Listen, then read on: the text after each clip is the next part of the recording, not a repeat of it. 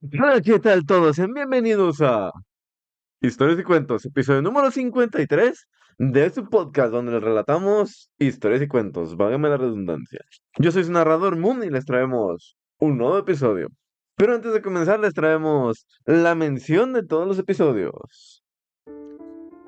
Queremos recordarles que las chicas de Moon Potion quieren acompañarte en tu día a día, convertir lo cotidiano, lo mundano, lo ordinario, lo casual, lo de siempre, en un ritual placentero donde puedas conectar con tus sentidos mientras cuidan de ti. Ellas están convencidas que a través de sus productos pueden compartir contigo la idea de concientizar en la importancia del cuidado de tu alma, mente y cuerpo. Si eres una persona que te gusta cuidar de tu alma, mente y cuerpo con productos naturales, ellas son una gran recomendación. Yo he probado el repelente, a otros amigos también les ha funcionado, se los recomendamos. Si gustan, las pueden contactar a través de sus redes que son moon-potions en TikTok e Instagram. También si las quieren comunicarse con ellas por medio de Facebook, pueden buscarlas como Laraina Khalil Moon Potions. Todo pegado así, igual se los vamos a dejar. Los pueden buscar en Etsy como Moon Potion Magic.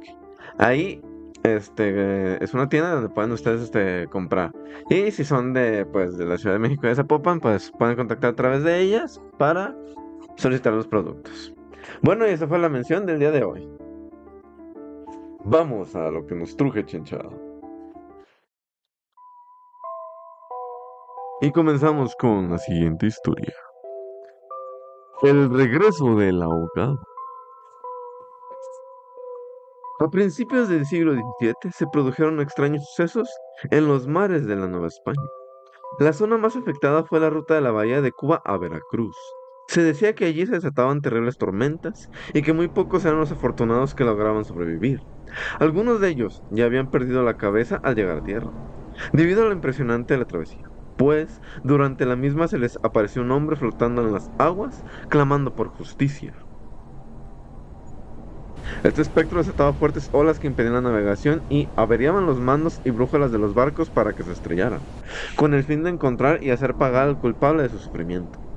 Ante la terrible tormenta producida por el espectro, hasta los más valientes acababan arrojándose al mar, y, una vez recibidos los cuerpos, el mar volvía a la calma. Poco después de iniciarse la oleada de naufragios, se dijo que el causante era el fantasma de don Luis Villegas, un joven perteneciente a una de las familias más importantes de España, que había emprendido el viaje a estas tierras para casarse con Dolores de Juárez. Una hermosa doncella criolla, heredera universal de una de las familias más ricas y de abolengo de la región.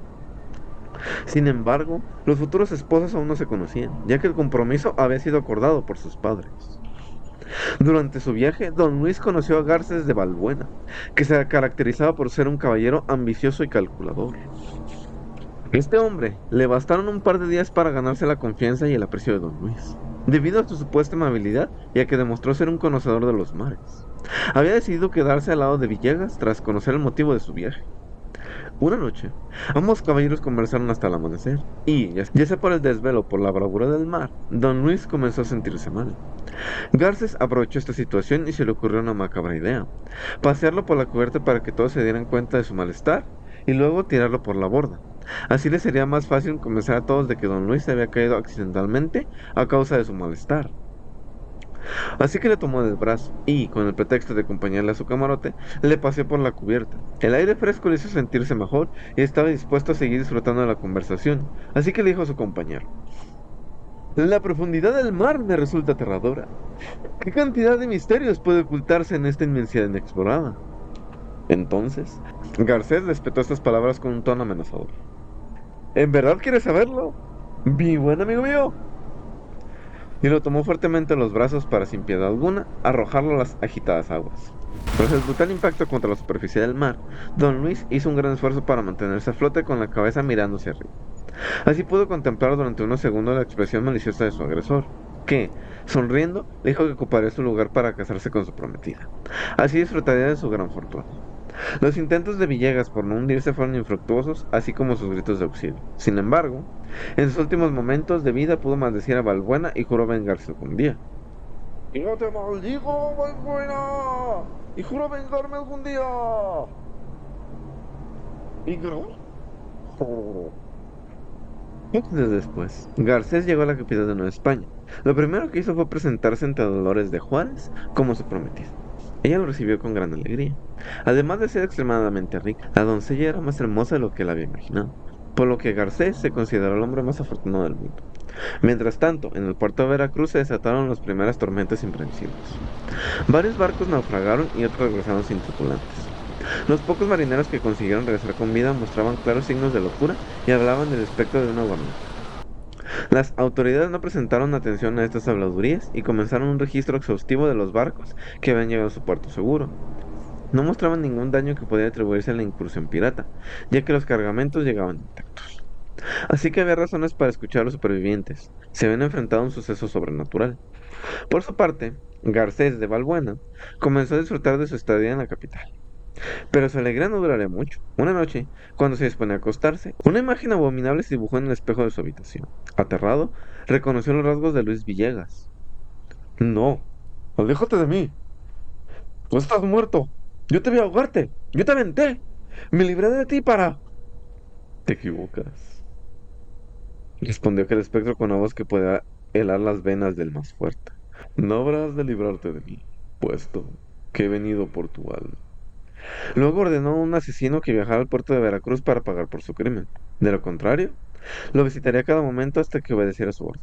Y, en medio de un destello rojizo, aquella visión fantasmal desapareció, dejando en la habitación un nauseabundo olor a azufre.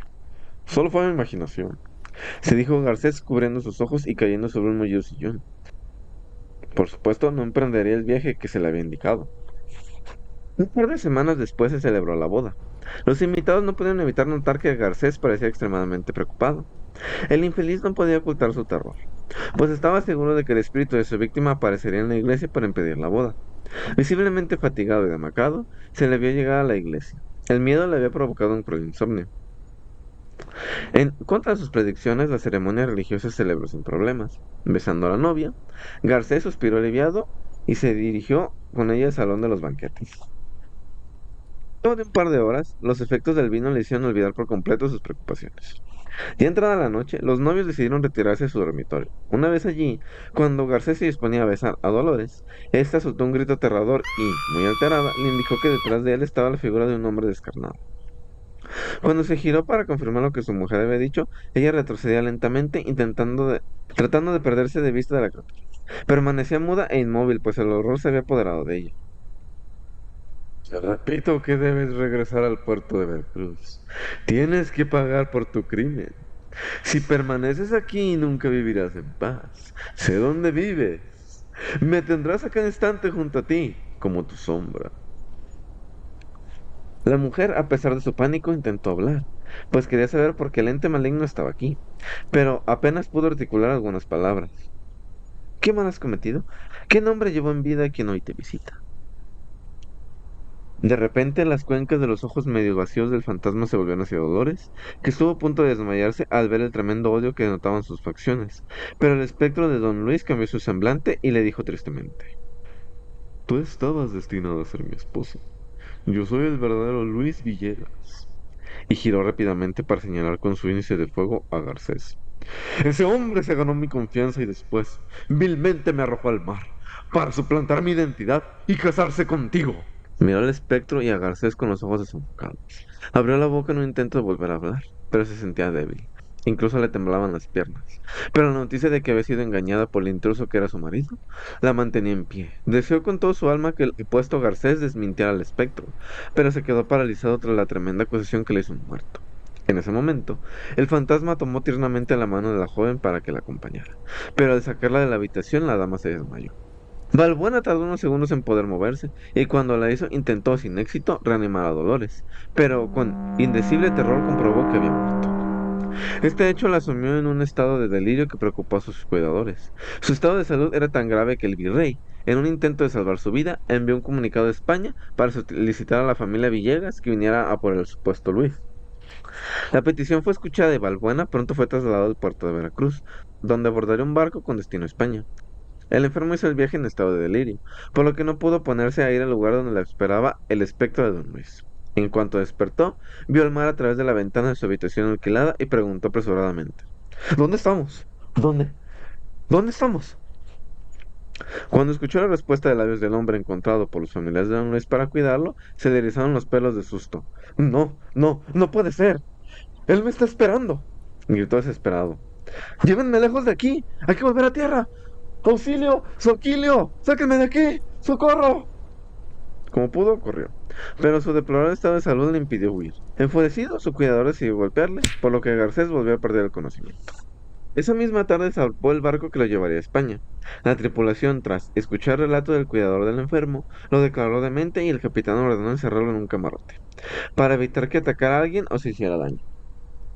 ¡Déjenme salir! Gritó el pobre en cuanto se dio cuenta de la situación. ¡Va a venir por mí esta noche! ¡No! ¡Que Dios se apiade de mi alma! ¡Que no venga él! ¡No!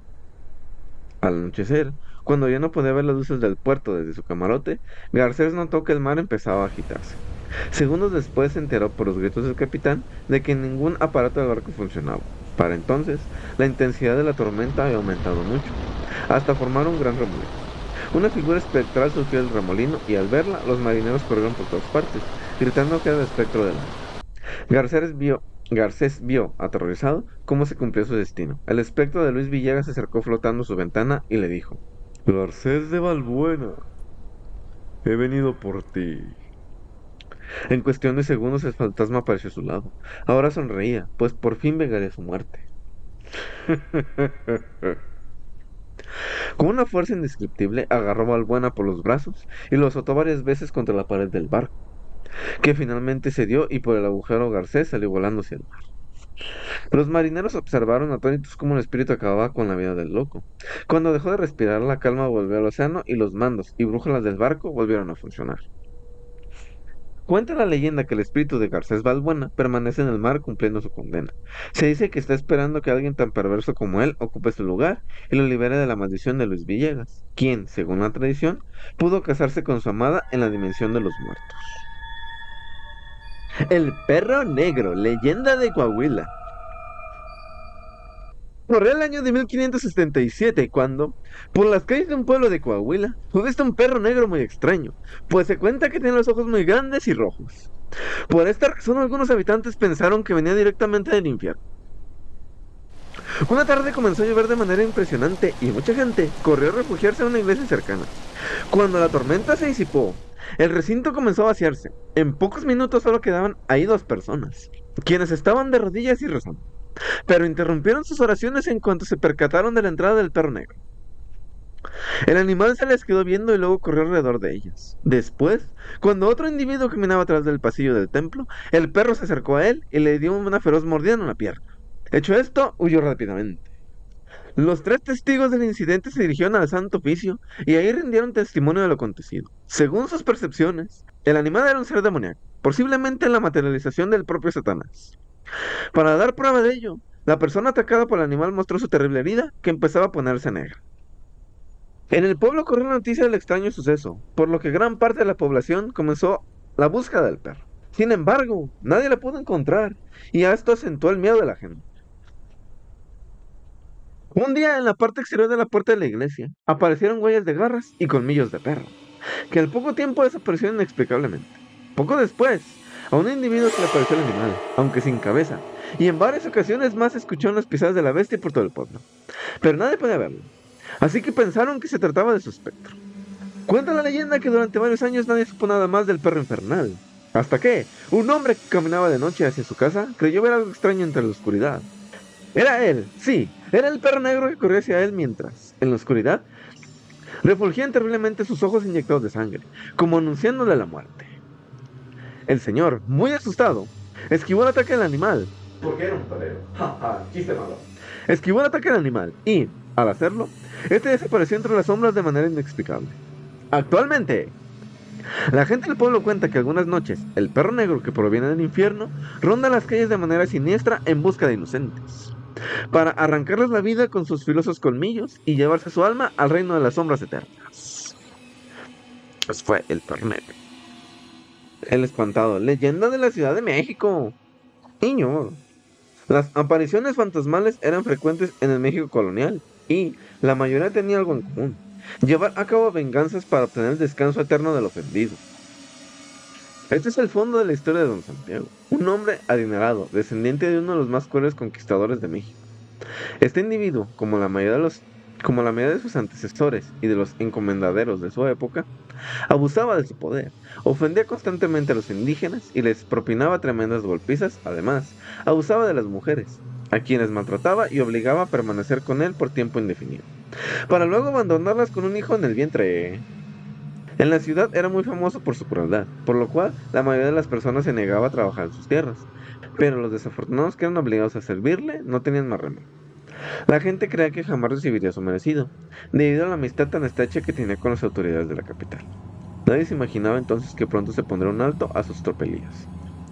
Cierto día llegó a la regiduría una carta del virrey, en la que solicitaba testigos para realizar un juicio contra don Santiago, y así condenarlo por todas sus injusticias. La noticia enfureció al hombre, quien maldijo a los habitantes de la ciudad y juró vengarse de quienes lo habían acusado. Chismosos, rajones. Empezó por atacar a las personas allegadas al regidor. Entre ellas estaba el prometido de su hija, Ana, llamado Antonio. Este respetable caballero se dirigía a su casa cuando, en medio de la oscuridad, don Santiago, armado con una filosa daga, lo hirió de muerte por la espalda. El moribundo alcanzó a ver el rostro de su infame atacante. La noticia consternó a todos los habitantes de la capital de la Nueva España, principalmente al regidor y a su hermosa hija, que cayó en cama aquejada de una extraña dolencia, producto de la impresión causada por la muerte de su prometida. No se había repuesto aún de esta pérdida cuando sobrevino una nueva desgracia. El regidor, desesperado por el grave estado de salud de Ana, salió en busca del médico, pero al atravesar la calle, un carruaje surgió de las sombras y, sin más, lo arrolló con violencia. El conductor se dio a la fuga, mientras el regidor agonizaba tirado en el empedrado. También él alcanzó a ver el rostro de su agresor. Ana se hundió en la peor de las depresiones y nadie pudo hacer nada para salvarla. Murió, sí, murió. Horas después de haberse enterado del fallecimiento de su padre. Al día siguiente, se inició el juicio de residencia contra don Santiago, de manera que éste no se enteró de la muerte de Ana, quien en esos momentos era velada junto con su padre. Los testigos que se presentaron ese día a declarar fueron previamente sobornados por don Santiago y no presentaron cargo alguno en su contra. Fray Sebastián fue llamado a comparecer al día siguiente, pero su cuerpo fue encontrado en el atrio de la iglesia pendiendo por el cuello de un cordón. Algunos pusieron que se había suicidado. Por este motivo, la congregación religiosa a la que pertenecía el padre decidió no sepultarlo en el cementerio del convento, así que lo envió al panteón público. De ese modo, no había testigo de cargo en el juicio y por ello los oidores lo exculparon plenamente. Don Santiago pasó el día entero celebrando el acontecimiento con amigos y mujeres. Político cualquiera. Ya muy entrada la noche volvió a su casa y siguió celebrando. Se encontraba en su despacho bebiendo vino cuando hasta él llegó una hermosa dama, quien se había introducido de manera misteriosa en la propiedad. El hombre se rió con malicia al ver a Ana, a quien desde hacía mucho tiempo deseaba conquistar. En ese instante, el espinado hombre pensó que la suerte estaba a su lado y que cerraría con broche de oro la velada procediendo a tan seductora dama. Rápidamente le ofreció una copa de vino y la invitó a tomar asiento. Ella se negó y de inmediato le explicó que se encontraba en problemas y necesitaba de su ayuda. Por favor, don Santiago, acompáñeme. El hombre no pudo negarse a la petición de la encantadora femenina y juntos caminaron por las calles de la ciudad. Era extraño que Ana anduviera sola a estas horas de la noche. Don Santiago notó que iba de riguroso luto, pero se le hizo muy raro que llevara cubierto el rostro. La dama condujo a su acompañante más allá de la Plaza Mayor, en dirección a Santo Domingo, donde finalmente se detuvo frente a un portón. Un tanto extrañado por los sombreros del lugar, el hombre pidió a Ana explicar el problema que la aquejaba. Ella, sin embargo, se mantuvo en silencio y le pidió entrar a la propiedad. Una vez dentro, el gran portón se cerró. En ese momento la dama encendió una vela y poco a poco el caballero descubrió lo que había a su alrededor. El recinto estaba atestado de seres espectrales. Sus fisonomías, a la luz de las llamas, denotaban un gran odio y él, de inmediato, se dio cuenta que ansiaban atacarlo. Poco a poco el aterrado hombre reconoció los rostros de varias personas que habían estado a su servicio y a quienes había enviado a la tumba tras hacerles insufrible la existencia. Se encontraban ahí desde sirvientes y mujeres indígenas hasta personas de la nobleza. Horrorizado, el infeliz sujeto intentó escapar del lugar, pero Ana se interpuso en su camino y le impidió el paso. Uno de los espíritus encaró al hombre, vociferando: «No saldrás de aquí sin ser castigado, don Santiago. Lo estábamos esperando. Ahora ¡Nos toca a nosotros juzgarlo! Enloquecido, el hombre quiso apartar de un empujón a Ana para salir, lo cual provocó que el velo que le cubría la cara cayera al piso, poniendo al descubierto su rostro carcomido. Así descubrió que Ana también era un espectro. Ella había adquirido una fuerza sobrenatural de tal manera que, tomando el brazo del caballero, lo hizo volver al centro de la estancia. El desgraciado intentaba soltarse cuando sintió el frío glacial de aquel lugar. A los pocos segundos cayó desplomado en el suelo. Al cabo de unas horas despertó y se percató de que los espectros estaban atendiendo otros asuntos alrededor de una gran mesa en el fondo de la habitación. Aprovechó este momento para salir corriendo del lugar y refugiarse en el convento de Santo Domingo. El portero del templo se encontraba parado en la puerta como si le estuviese esperando, y, sin interrogarlo, lo dejó entrar. Fue conducido a una celda donde permanecía hasta que se tranquilizara. Mientras se reponía de la impresión, los recuerdos se hicieron cada vez más claros. Recordó que una de las voces de aquellos espeluznantes eras se parecía a la de Fray Sebastián, el abnegado protector de los indígenas que luchó contra las crueldades de los encomenderos. En vida, el religioso reprobaba los malos tratos que aquel hombre propinaba a sus sirvientes, pero sobre todo a los indígenas. Por ello, auxiliaba a los hombres heridos y consolaba a las mujeres. Empezaba a sentirse seguro en la celda del convento cuando las ánimas sedientas de venganza arribaron al lugar para atormentarlo noche y día, pero solo él podía verlas. Aquí están las ánimas, Santiago. Empezó a gritar lleno de pánico y los frailes lo creyeron loco. Por tanto, en las noches era encerrado, pues temían que los atacaran. Desde la celda solo se escuchaban espantosos alaridos. Los religiosos ya no soportaban esta situación y una mañana dos franciscanos ofrecieron llevarse al loco. La noche había caído cuando los tres hombres caminaban por la callejuela apartada. De repente, 4 sombras les impidieron el paso. Los frailes levantaron sus cruces para establecer protección espiritual, pero don Santiago, enloquecido de temor, se desprendió de su lado y echó a correr despavorido. Entonces, los hermanos fueron testigos de un hecho aterrador. Aquellas 4 sombras se lanzaron en persecución de don Santiago, quien siguió cruzando la ciudad a grandes pasos hasta que no pudo caminar más. Los frailes encontraron su cadáver en un callejón, que después fue conocido como Salsipuedes. Pero los buenos hermanos huyeron de allí y los vecinos del lugar se encerraron en sus casas cuando vieron que los espectros levantaban al hombre por los aires. Deseaban conducirlo a donde sería juzgado. Cuenta la leyenda que la cabeza de don Santiago apareció colgada en uno de los balcones de su casa. De los espíritus no se volvió a saber nada. Tal parece que recibieron el descanso eterno, pero el alma de aquel hombre decapitado vagó durante mucho tiempo por las calles de la ciudad lanzando escalofriantes alaridos. Fue entonces que la gente comenzó a llamar al espectro el espantado.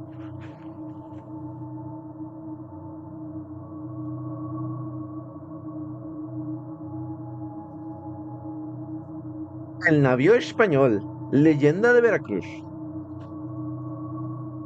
En el siglo XVIII, el Santo Oficio ordenó la captura de 2 marineros españoles y su capitán tras ser acusados de herejía.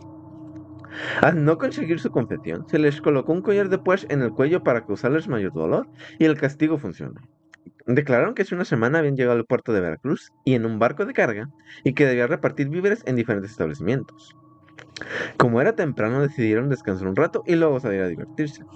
Horas más tarde, los 3 marineros se divirtieron de lo lindo entre botellas y bellas mujeres en una taberna abarrotada de marineros de varios países. Al fondo había una hornacina con un santo, y el capitán, en estado de embriaguez, comenzó a burlarse de él por la posición que ocupaba y, sobre todo, por su vestimenta. Uno de sus compañeros intentó sin éxito cambiar el tema de conversación, por miedo a la Santa Inquisición. El capitán se dedicó a insultar al santo durante mucho tiempo, mientras el tercer hombre yacía dormido sobre una mesa.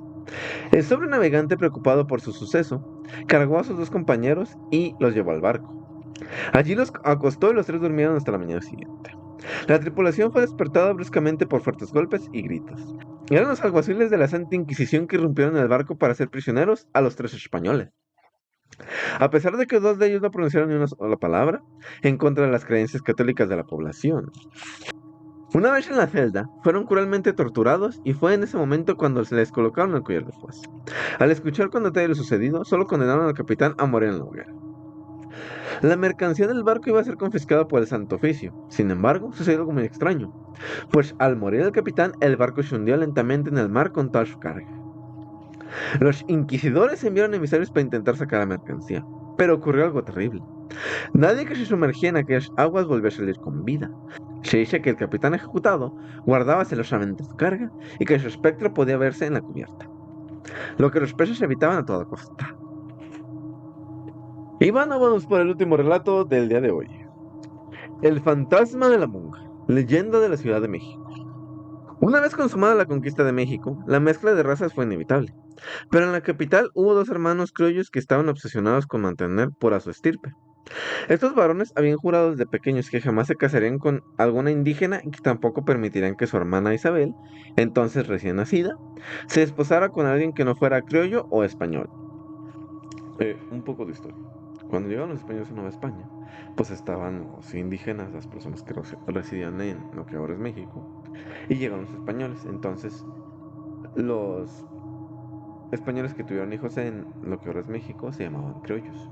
Y cuando tenían hijos con indígenas o con esclavos africanos se llamaban mestizos. Por eso la estirpe se mantenía totalmente pura española, digamos, si eran españoles o criollos. Dato de historia. Seguimos. Al paso de los años, Isabel se convirtió en una bella doncella y fue asediada por un gran número de caballeros, tanto criollos como mestizos, hecho que enfureció a sus hermanos. Los padres de edad muy avanzada encargaron a sus dos hijos mayores el cuidado de su única hija. Consideraban que lo que ellos decidieran sería lo mejor para el futuro de la damisela. Mientras tanto, sin decir nada a nadie, la hermosa mujer se enamoró de un apuesto y fornido mestizo que no poseía fortuna alguna. Por si eso fuera poco, nada se sabía de su padre, pero había algo más que ella desconocía. El joven había decidido conquistarla no por amor, sino por ambición. Los hermanos empezaron a sospechar acerca de aquella relación, pues a Isabel todo el día se le veía contenta y esperaba con ansia los paseos dominicales por la plaza. Un buen día decidieron seguirla y se llevaron una gran sorpresa cuando vieron al mestizo llenarla de galanteos y de flores. Ambos esperaron a que la hermana regresara a su paseo y le hicieron saber que se oponían rotundamente a su amorío, por lo que le prohibieron volver a ver a aquel hombre. Luego de esta conversación, la muchacha lloró desconsoladamente, mientras sus parientes salían en busca del mestizo. Al encontrarlo bebiendo con singular alegría en una cantina, le exigieron dejar de cortejar a su hermano, pues ellos nunca permitirían su unión. El ambicioso sujeto se le agrió el rostro, pues veía esfumarse sus aspiraciones de fortuna. Entonces, envalentonado, gritó a los hermanos que mientras ella lo amara, él jamás la abandonaría. Como los criollos conocían la mala reputación del mestizo, se apresuraron a ofrecer una buena cantidad de dinero a cambio de que abandonara la región lo más pronto posible. Sin dudarlo, el hombre aceptó, pues pensó que con esta suma podría establecerse en otro lugar, convertirse en un buen comerciante y hacer una gran fortuna.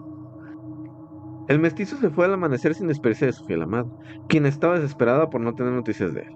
Los días pasaron y, por fin, Isabel comprendió que el mestizo se había marchado. Nunca más volvió a sonreír, ya no salía a la calle ni asistía a misa, y lloraba todo el día. Guardaba la esperanza de que algún día su amor regresara por ella. Los hermanos, en un intento de ayudarla a superar su enorme tristeza, resolvieron enviarla a un convento. Antes de recluirla en este lugar y con el fin de que no pensara más en el posible regreso de su amado, le aseguraron que éste había muerto. Triste y desilusionada, vivía la mujer en el convento. Los intentos de las monjas para hacerla feliz eran en vano. Al no poder soportar su desventura, decidió quitarse la vida. Pecadora. Amarró una soga al duraznero ubicado en la parte trasera del convento y, con lágrimas en los ojos, pidió perdón por el acto tan horroroso que iba a cometer. Acto seguido, se dejó caer y quedó colgada del cuello. A la mañana siguiente, las monjas descubrieron el terrible hecho e Isabel fue sepultada en el cementerio del convento. El tiempo pasó y el recinto religioso no volvió a ser el mismo, pues cuenta la leyenda que el espíritu de la monja vagaba por el huerto donde estaba ubicado el árbol del durazno. Y cada que las novicias se asomaban a la fuente para apreciar su propio rostro, sorpresivamente el de la mujer muerta se les aparecía, causando gran temor entre las religiosas. Es por ello que las madres superiores les prohibieron ir al huerto, donde al anochecer se podía apreciar la silueta de una mujer pendiendo del duraznero. Y bueno, ese fue el último relato por este episodio, el episodio número 53 de Historias y Cuentos que les traemos hasta ustedes. Es narrado por su servidor Moon y por varias voces que intento hacer, todavía no le salen bien. Bueno, si han llegado hasta esta parte, les quiero agradecer mucho por habernos escuchado y nos harían un gran favor si pueden compartirlo a sus seres queridos, suscribirse y darle me gusta. Nos pueden seguir escuchando en Historias y Cuentos narrados por Moon. Nos pueden encontrar en YouTube, Spotify, YouTube Music y Amazon Music. Entonces, ahí nos pueden seguir escuchando. Y si quieren saber cuándo subimos episodios, pues pueden estar al pendiente de nuestras redes sociales, que por el momento solo son Instagram y TikTok. Y TikTok como Isticuent Moon 66. Es que me quedé con el TikTok. Bueno, esto ha sido todo por hoy. Muchas gracias por habernos escuchado. Espero les haya gustado y si no, muchas gracias de antemano por habernos escuchado. Gracias a todos, nos vemos en el siguiente episodio. Hasta la próxima, que tengan un excelente día.